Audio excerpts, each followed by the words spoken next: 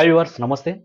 లండన్లో పెద్ద ఎత్తున వరుసలకు వ్యతిరేక ఆందోళనలు జరుగుతున్నాయి కదా. లండన్ నగరంలో లక్షలాది మంది వీధుల్లోకి వచ్చి నిరసనలు చేశారు.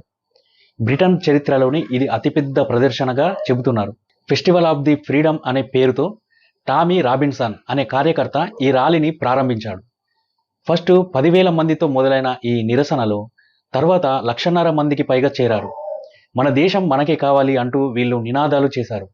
అక్రమంగా వచ్చిన వలసదారులను వెంటనే దేశం నుండి పంపించేయాలని డిమాండ్ చేశారు. ఈ ప్రదర్శనలో వృద్ధులు కూడా వీల్ చైర్లలో పాల్గొనడం అందరి దృష్టిని ఆకర్షించింది. అయితే స్టాండప్ టు రేసిజం అనే మరో బృందం కూడా వేరే ర్యాలీ చేసింది. వాళ్ళు సుమారు 5,000 మంది వరకు ఉన్నారు. వీళ్ళ నిరసన జాత్యహంకారానికి వ్యతిరేకంగా సాగింది. అయితే ఈ రెండు గ్రూపులు ఒకేసారి రోడ్ల మీదకి రావడంతో పోలీసులు పెద్ద సంఖ్యలో మోహరించారు. ఘర్షణలు జరుగుతాయని భయపడ్డారు.